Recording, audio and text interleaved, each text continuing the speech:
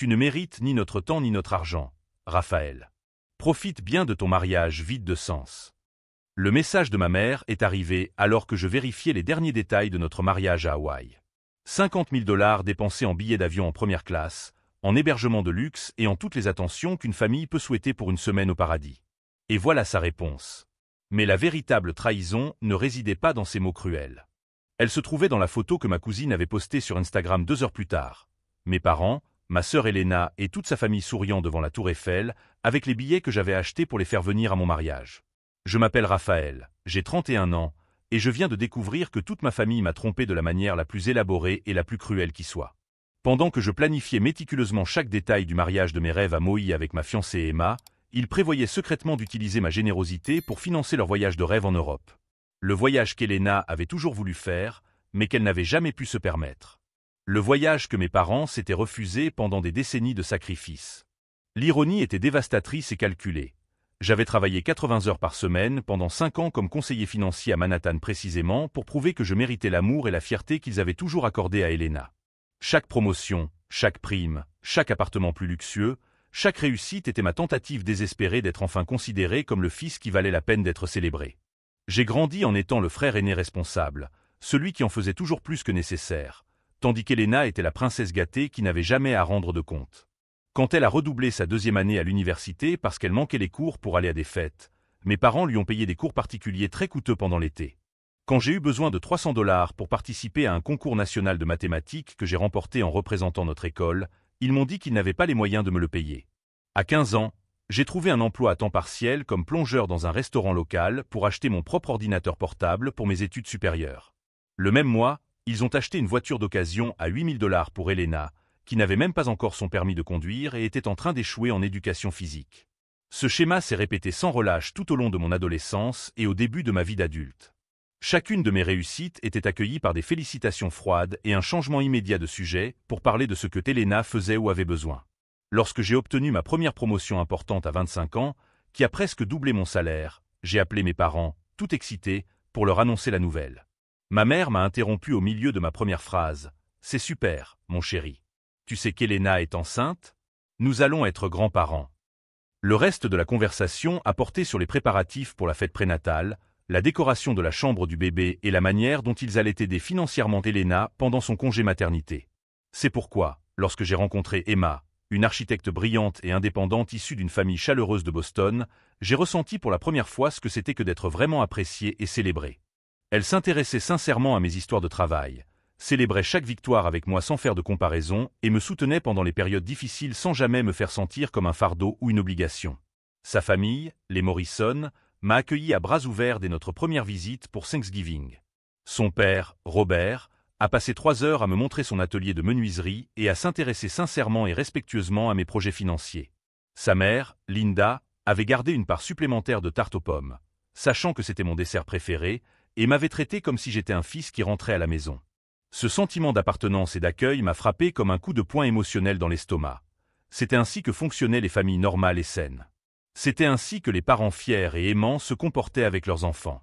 Quand j'ai demandé Emma en mariage sur une plage isolée de Cap Cod au coucher du soleil, avec la bague qui avait appartenu à sa grand-mère qu'elle adorait, j'ai senti que je construisais enfin la famille aimante et unie que j'avais toujours mérité d'avoir. Et c'est exactement pour cette raison que, contre tous les conseils prudents d'Emma, j'ai insisté pour donner à ma famille biologique une dernière chance de se racheter. Peut-être que si j'enlève tous les obstacles financiers possibles, ai-je expliqué à Emma par une froide nuit de février, alors que nous planifions les détails du mariage, ils finiront par se montrer à moi comme ils se sont toujours montrés automatiquement à Elena. Emma fronça les sourcils, visiblement préoccupée par ma naïveté persistante. « Raphaël, mon amour, tu ne peux pas acheter leur amour. S'ils ne parviennent pas à voir l'homme incroyable que tu es sans incitation financière extravagante. » « Je sais que cela semble naïf, » l'interrompis-je, « mais je dois essayer une dernière fois. Je dois être absolument certain d'avoir fait tout ce qui était en mon pouvoir avant d'abandonner définitivement. » C'est alors que j'ai dépensé 50 000 $ de mes fonds d'urgence soigneusement économisés. 6 billets en première classe de Chicago à Maui. 10 jours dans un complexe hôtelier 5 étoiles avec vue sur l'océan. Des excursions privées, des repas dans des restaurants primés, des services de babysitting pour que Elena et son mari puissent profiter de moments romantiques. Chaque détail avait été minutieusement planifié pour que ce soit une expérience parfaite et inoubliable. Pendant des semaines, Leurs réponses étaient enthousiastes et apparemment sincères. Elena envoyait des messages joyeux sur les vêtements de plage et les activités nautiques. Mes parents posaient des questions détaillées sur les activités locales et les restaurants. Pour la première fois depuis des années, j'avais le sentiment que nous étions enfin en train de construire des ponts solides après des décennies de distance. Mais maintenant, en regardant cette photo de la Tour Eiffel où il trinquait avec du champagne hors de prix, j'ai compris que j'avais été manipulé et utilisé une fois de plus. Si vous suivez cette histoire de trahison familiale dévastatrice, n'oubliez pas de vous abonner à la chaîne pour découvrir comment cette découverte brutale s'est transformée en la décision la plus libératrice de ma vie. Car tandis qu'ils pensaient célébrer leur plus grande victoire à mes dépens, ils ne savaient pas qu'ils venaient de me faire le plus beau cadeau qui soit.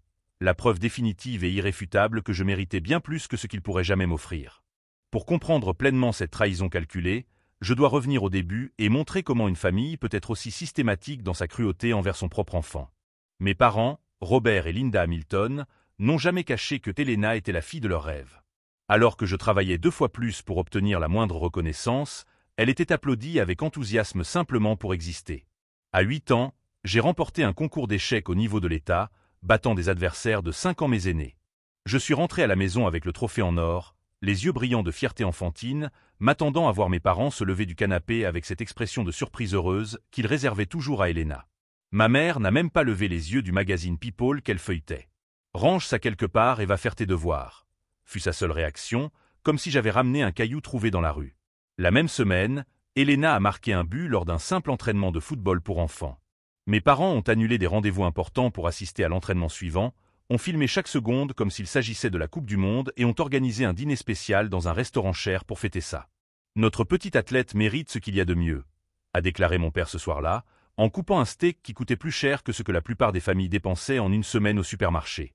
J'étais assis à la même table, mais j'aurais pu être un fantôme. Ce schéma s'est répété sans relâche tout au long de mon enfance et de mon adolescence, comme une torture psychologique subtile mais constante. Lorsque j'ai eu besoin de matériel pour le laboratoire de sciences de l'école pour un projet qui pouvait me qualifier pour le concours national, on m'a répondu que l'argent ne poussait pas sur les arbres et que je devais être plus réaliste dans mes attentes. Lorsqu'Elena a voulu prendre des cours particuliers de tennis dans le club le plus prestigieux de la ville, mon père a ouvert son portefeuille sans sourciller et a même engagé un entraîneur personnel supplémentaire. À 16 ans, j'ai obtenu une bourse complète pour un programme d'été en ingénierie au MIT. C'était une opportunité qui allait changer ma vie, fréquentée par les meilleurs étudiants de tout le pays.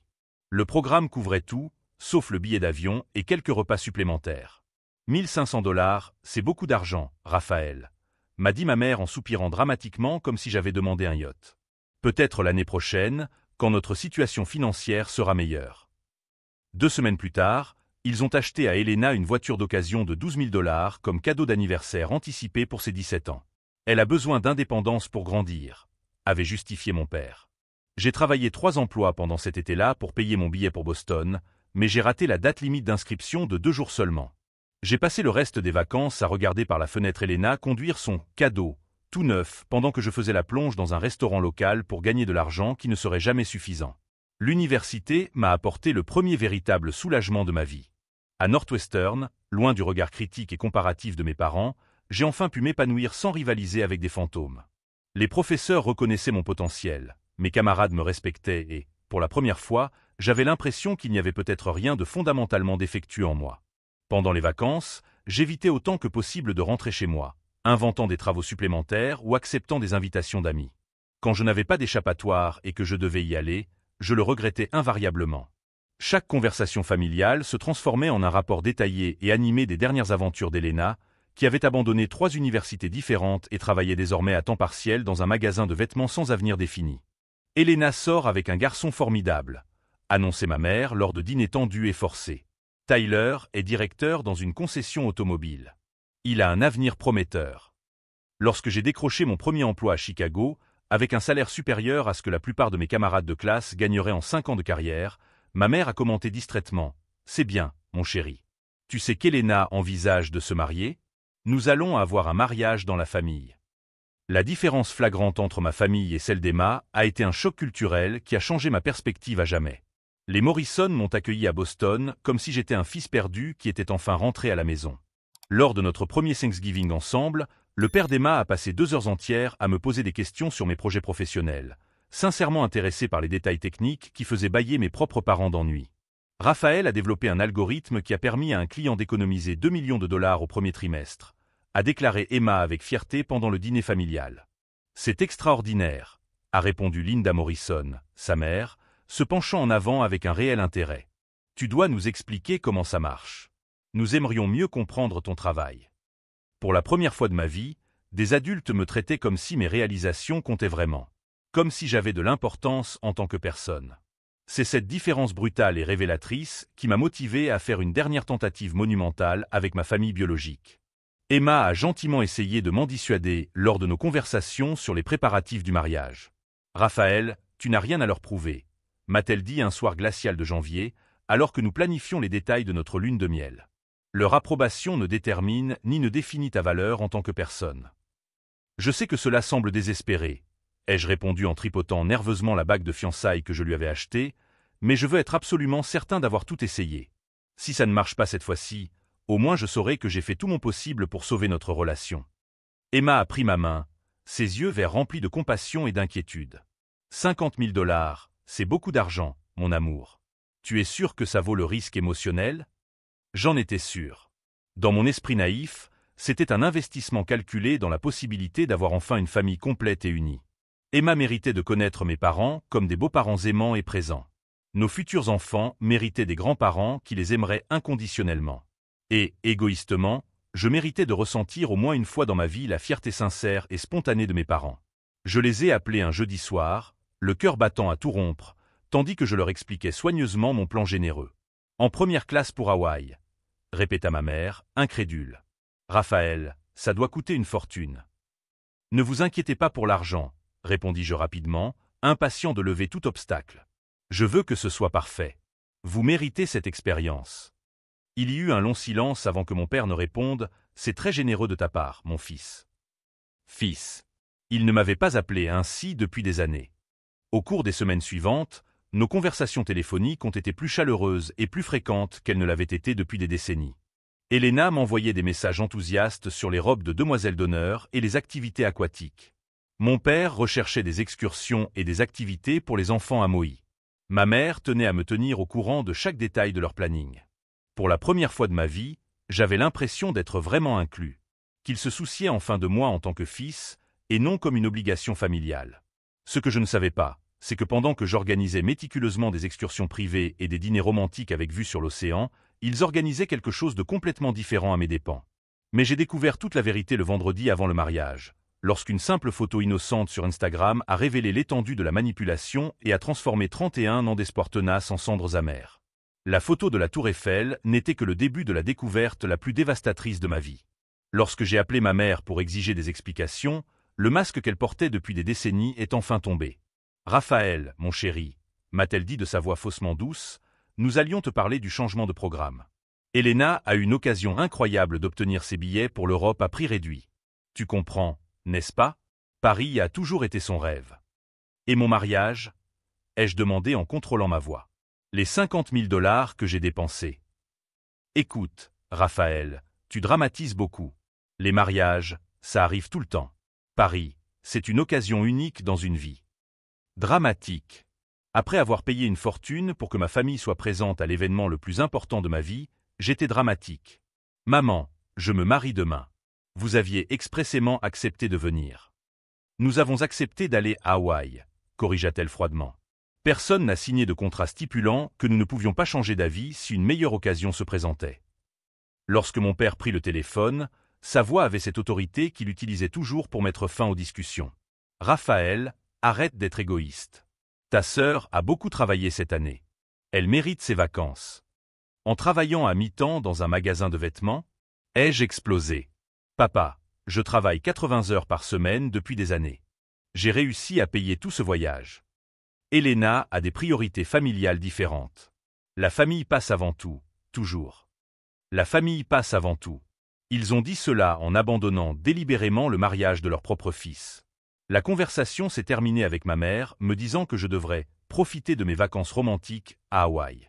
Comme si mon mariage n'était qu'un voyage de luxe. Emma est rentrée du travail et m'a trouvé debout au milieu du salon, le regard perdu dans le vide. Raphaël, que s'est-il passé? Je lui ai montré la photo et lui ai raconté la conversation téléphonique. Emma a écouté en silence, les yeux remplis de larmes pour ma douleur. 50 000 $, Emma, ai-je murmuré. Pour qu'il m'humilie de la pire manière qui soit. Ils ne te méritent pas, a-t-elle chuchoté. Ils ne t'ont jamais mérité. Le lendemain matin, un message est arrivé qui a balayé le moindre doute qui subsistait. Il venait de ma mère. Tu ne mérites ni notre temps ni notre argent, Raphaël. Profite de ton mariage vide. Emma est devenue livide. Comment une mère peut-elle écrire ça à son propre fils?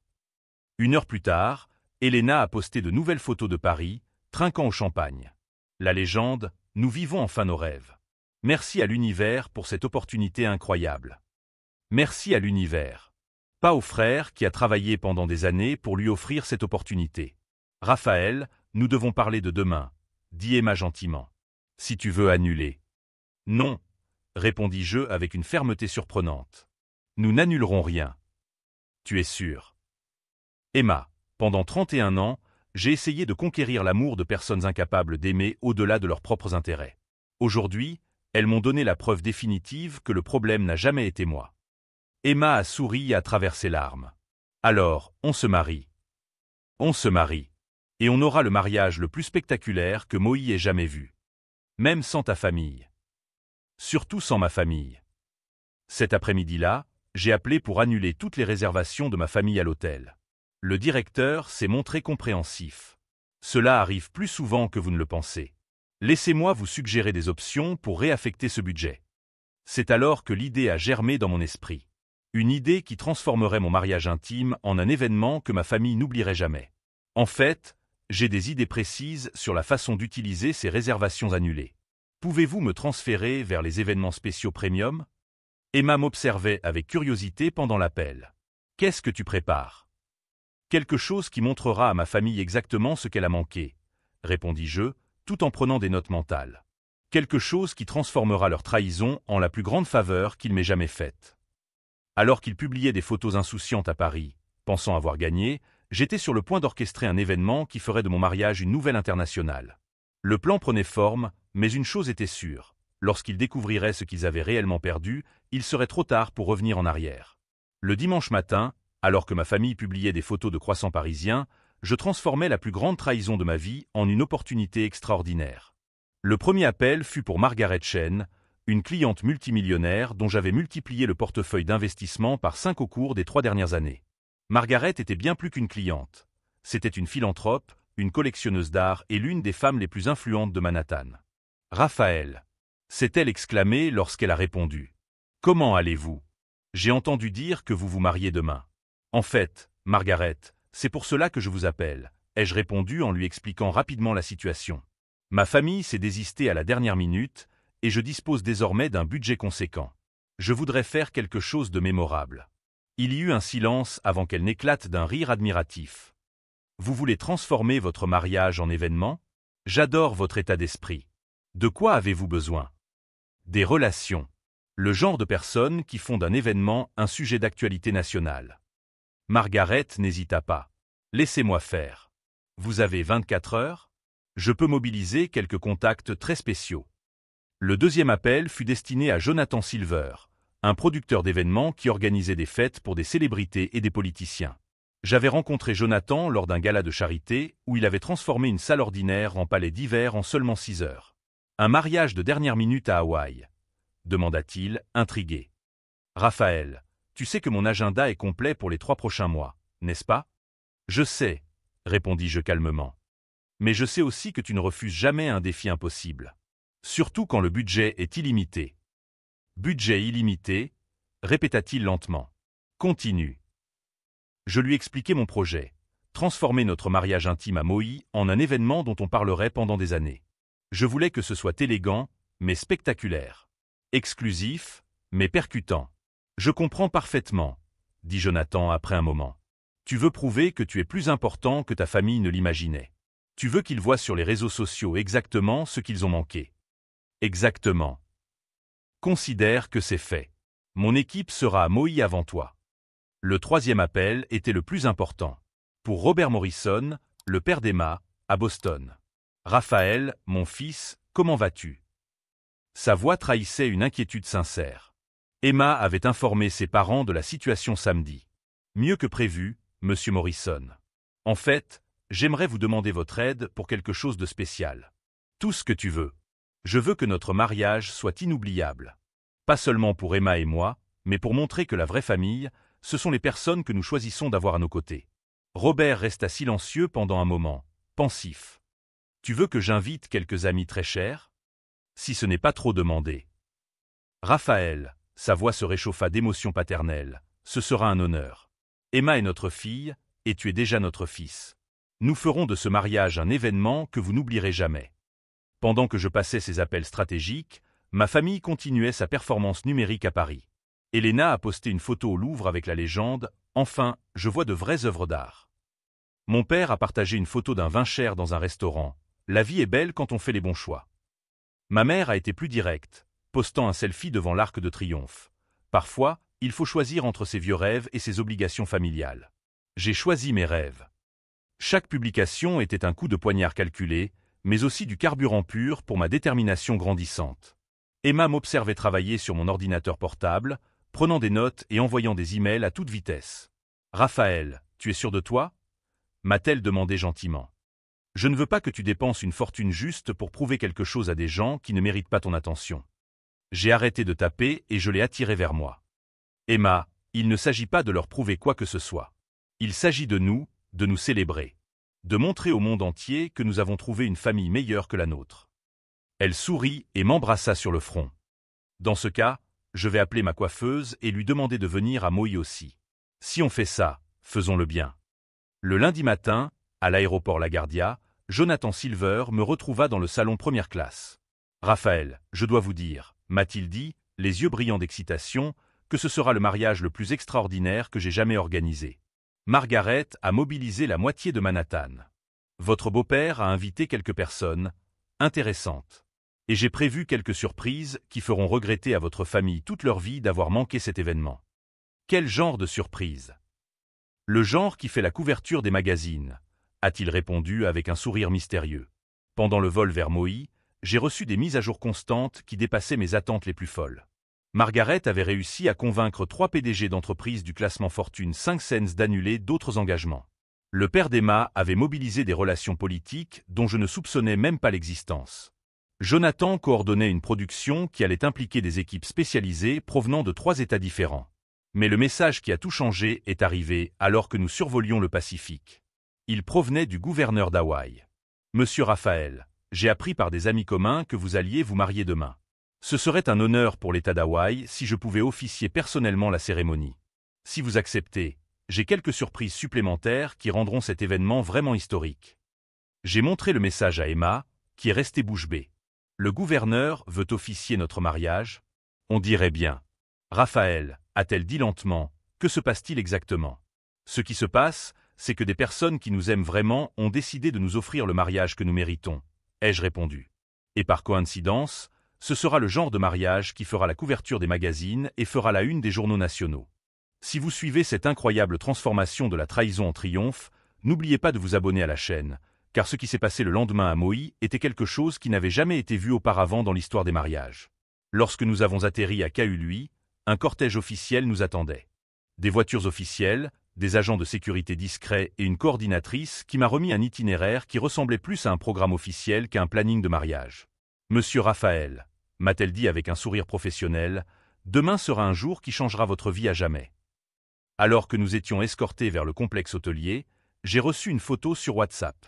C'était ma famille, épuisée après une journée entière à marcher dans Paris, se plaignant dans les messages de leurs pieds endoloris et des prix élevés des restaurants. Ils n'avaient aucune idée que, à 6000 km de là, j'étais sur le point de vivre un mariage qui serait retransmis en direct à la télévision nationale et commenté dans le monde entier pendant les années à venir.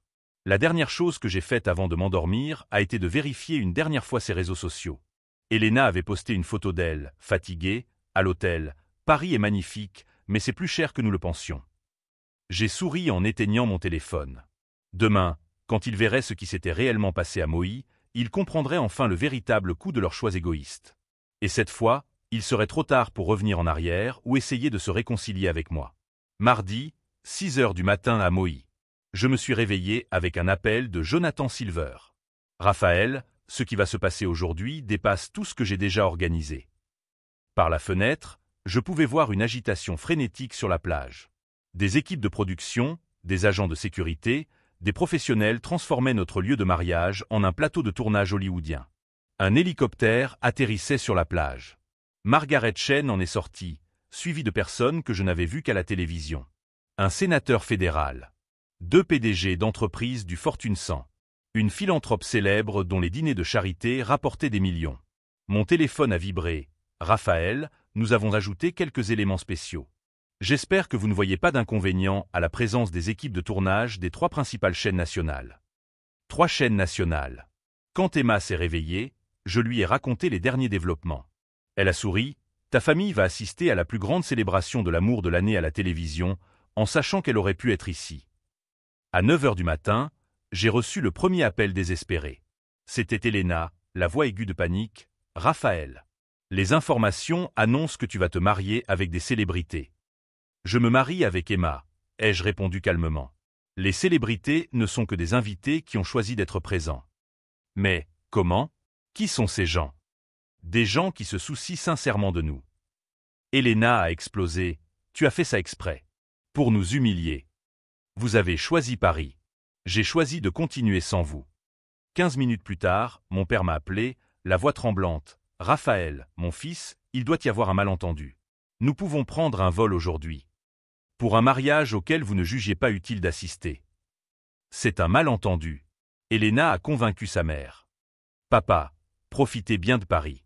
Mais ne comptez pas faire partie de ma vie après aujourd'hui. Pendant le déjeuner, l'un des invités de Margaret, propriétaire de l'une des plus grandes chaînes hôtelières au monde, fit une annonce surprenante. Ce couple incarne l'amour véritable et le dépassement de soi. C'est pourquoi je leur offre la lune de miel de leurs rêves. 2 semaines dans notre suite présidentielle à Bora Bora, tous frais payés. À 3 h de l'après-midi, j'ai reçu une avalanche de messages désespérés. Ils avaient découvert que le mariage était retransmis en direct à la télévision nationale. Ma mère, Raphaël, il y a des vols ce soir. Nous pouvons arriver demain. Elena, s'il te plaît, ne nous fais pas ça. Nous sommes ta famille. Mon père, mon fils, la famille, c'est la famille. Pardonne-nous nos erreurs. L'ironie était dévastatrice. Pendant 31 ans, la famille, c'était Elena avant tout.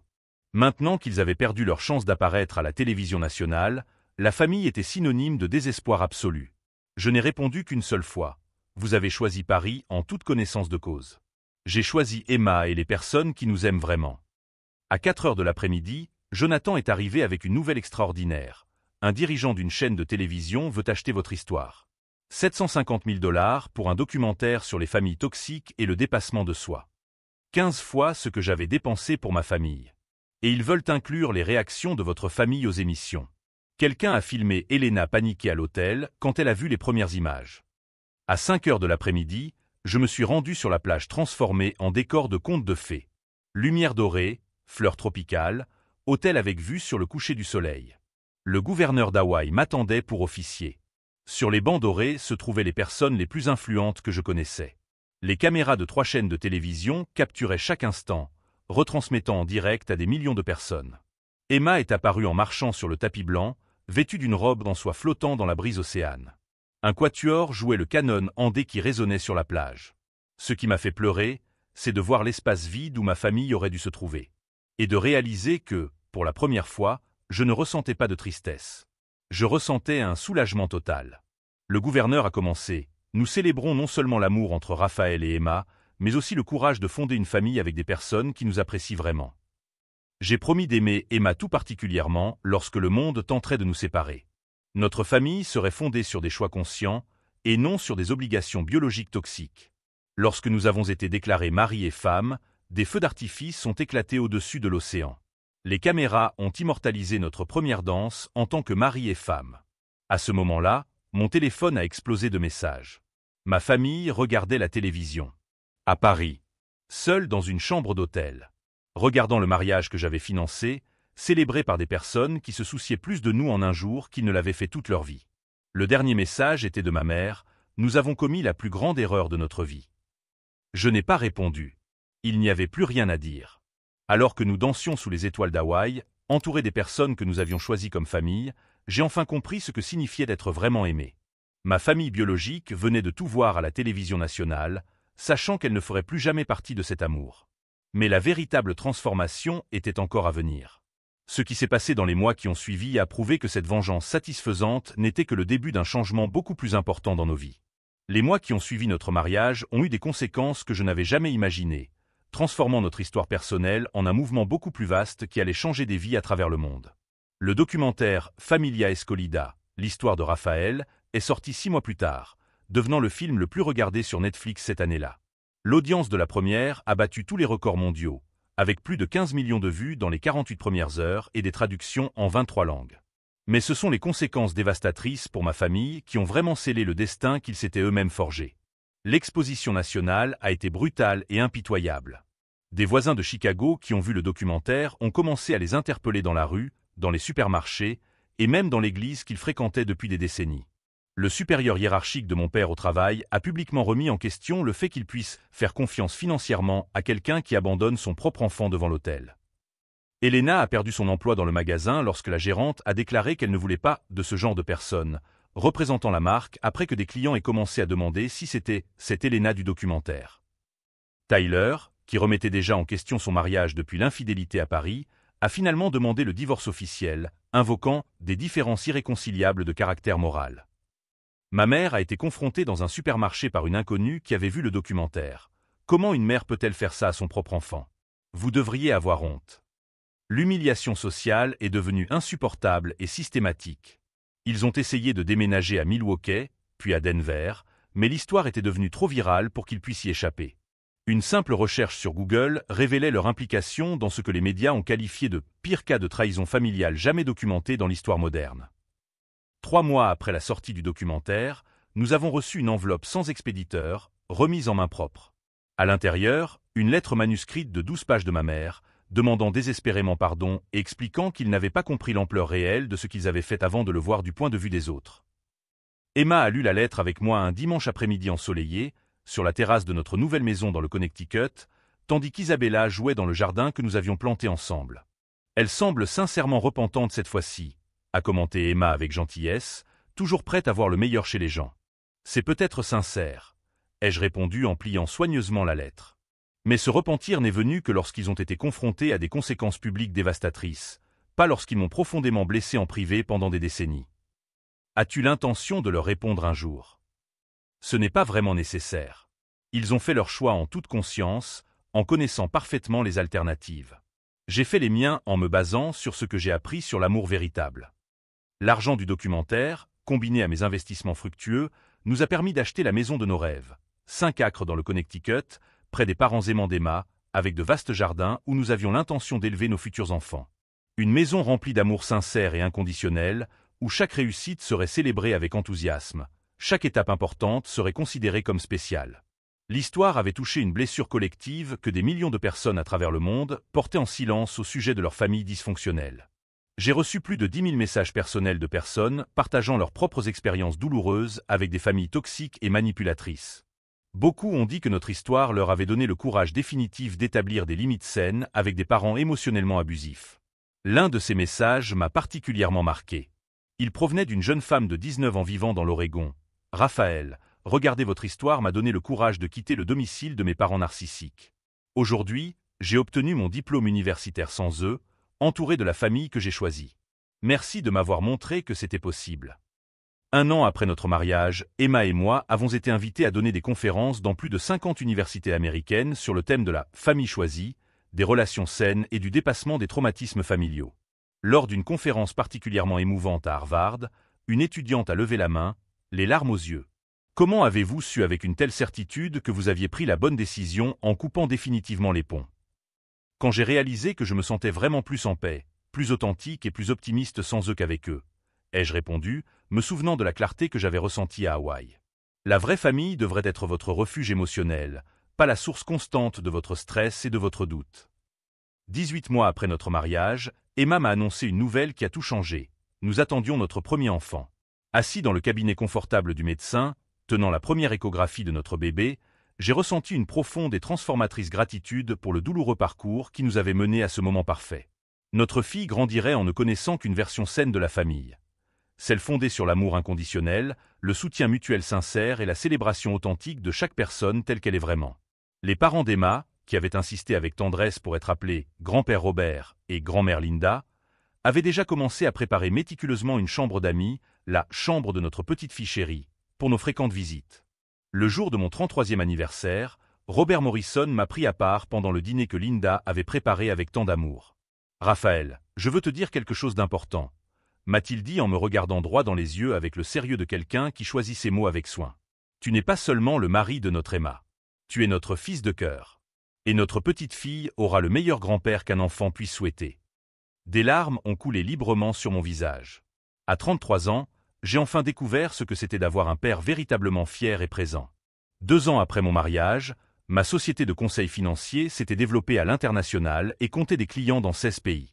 Ma réussite n'était pas seulement financière, mais aussi personnelle. J'avais appris à construire des relations professionnelles basées sur la confiance mutuelle et le respect sincère. 3 ans après ce mariage transformateur, le magazine Forbes m'a inclus dans sa liste des jeunes entrepreneurs les plus prometteurs de la décennie pour avoir révolutionné le conseil financier grâce à des méthodologies éthiques innovantes. La couverture du magazine montrait Emma et moi sur la terrasse de notre maison, avec notre fille Isabella souriante dans nos bras et Emma enceinte de notre 2e enfant. La légende disait « Raphaël Santos, l'homme qui a transformé une trahison familiale dévastatrice en un empire commercial éthique ». Au cours de cette même semaine glorieuse, j'ai reçu une dernière tentative désespérée de ma famille pour me contacter. Elena s'est présentée à l'improviste à mon bureau de Manhattan, réussissant d'une manière ou d'une autre à passer la sécurité. « Raphaël, » dit-elle lorsque la secrétaire la laissa enfin entrer, les yeux rougis par les larmes, « je dois te parler de toute urgence. Notre famille est complètement détruite. Tyler m'a quitté et s'est marié avec quelqu'un d'autre, les enfants peuvent à peine me regarder dans les yeux, maman et papa suivent une thérapie intensive tous les jours. » Elena, les jeux interrompus calmement, sans colère mais avec une fermeté absolue, vous avez détruit notre famille il y a de nombreuses années. J'ai simplement cessé de faire semblant qu'elle existait encore. Mais tu peux nous pardonner. Tu as une belle famille maintenant, tu as réussi, tu as gagné. C'est exactement pour cela que je ne peux pas laisser des personnes au comportement toxique entrer dans la vie de ma fille innocente, répondis-je avec la clarté de quelqu'un qui protège ce qui compte vraiment. Isabella mérite de grandir entourée uniquement d'un amour sain et sincère. Elle partit en pleurant de manière incontrôlable, mais je ne ressentis ni culpabilité ni satisfaction cruelle. Je ne ressentais qu'un instinct protecteur envers Isabella, qui méritait un environnement familial libre de manipulation et de conditions. 4 ans plus tard, j'ai reçu une nouvelle par l'intermédiaire d'amis communs qui m'a fait réfléchir profondément. Mon père avait subi une légère crise cardiaque, et pendant sa convalescence, il avait demandé à quelqu'un de me dire qu'il avait enfin compris ce qu'il avait perdu et qu'il était désolé pour tout. Emma m'a demandé si je voulais lui rendre visite à l'hôpital. Non, ai-je répondu après mûre réflexion. Le pardon ne signifie pas la réconciliation. Je leur ai pardonné pour ma propre paix, mais cela ne signifie pas que je doive rouvrir des portes que j'ai fermées pour des raisons valables d'autoprotection. Aujourd'hui, 5 ans après ce mariage transformateur qui a changé le cours de notre vie, je me réveille chaque matin aux côtés d'une femme qui m'aime inconditionnellement, dans une maison remplie des rires de notre fille Isabella, âgée de 2 ans, et des premiers pas de notre fils Benjamin, âgé de 6 mois. Notre vie est exactement ce qu'elle aurait toujours dû être depuis le début. Une célébration constante de l'amour mutuel, des réalisations partagées et d'une famille construite sur des choix conscients de personnes qui s'apprécient et non sur des obligations biologiques conditionnelles qui drainent l'énergie. Isabella et Benjamin ne connaîtront jamais mes parents biologiques ni Elena.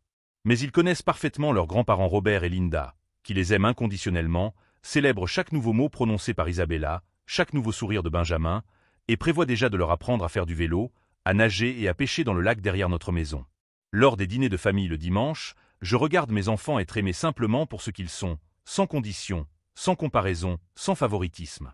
Ils grandiront en sachant qu'ils sont spéciaux, uniques et dignes d'amour exactement tels qu'ils sont. La leçon la plus puissante et la plus libératrice que j'ai apprise au cours de ce douloureux parcours est la suivante. Une famille authentique n'est pas une question de sang, d'ADN ou de nom de famille commun. C'est une présence constante, un soutien inconditionnel et un amour qui célèbre qui vous êtes vraiment, et non qui on attend que vous soyez. C'est des gens qui choisissent d'être à vos côtés dans les moments importants, qui célèbrent vos victoires comme si c'était les leurs, qui vous réconfortent dans vos défaites sans vous juger, et qui vous aiment non pas malgré vos imperfections humaines, mais en les incluant toutes comme faisant partie de ce qui vous rend spécial. 50 000 $, c'est le prix que j'ai payé pour découvrir ma propre valeur et me libérer de décennies de recherche inutile d'une approbation impossible. Et je peux dire aujourd'hui avec une certitude et une gratitude absolue, C'est le meilleur investissement de toute ma vie. Si vous vivez une situation similaire de rejet familial chronique, ou si vous vous reconnaissez dans une partie douloureuse de mon histoire, sachez que vous n'êtes pas seul dans cette épreuve. Des millions de personnes regardent cette chaîne parce qu'elles comprennent profondément que parfois, nous devons avoir le courage de laisser derrière nous les personnes qui nous font du mal de manière constante, même lorsqu'elles partagent notre ADN ou notre nom de famille. N'oubliez pas de vous abonner à la chaîne Twist et Revenge pour découvrir d'autres histoires vraies de dépassement de soi, de transformation et de justice poétique. Partagez dans les commentaires vos propres expériences de relations familiales toxiques. Votre histoire est peut-être exactement ce dont quelqu'un a besoin d'entendre aujourd'hui pour trouver le courage de choisir l'amour de soi plutôt que la loyauté autodestructrice. Alors que ma famille biologique continue de vivre avec les conséquences permanentes de ses choix égoïstes et calculés, je me réveille chaque jour profondément reconnaissant d'avoir eu le courage de choisir l'amour véritable et inconditionnel plutôt que la loyauté toxique et conditionnelle. La véritable vengeance n'était pas de les humilier publiquement à la télévision nationale. C'était de me construire une vie si épanouie, authentique et sincèrement heureuse que leur absence est devenue une bénédiction déguisée, une libération qui m'a permis de découvrir ce que signifie vraiment la famille. Et cette découverte transformatrice, mes amis, est la différence fondamentale entre simplement survivre aux circonstances et choisir de s'épanouir grâce au courage de créer sa propre réalité fondée sur des valeurs solides.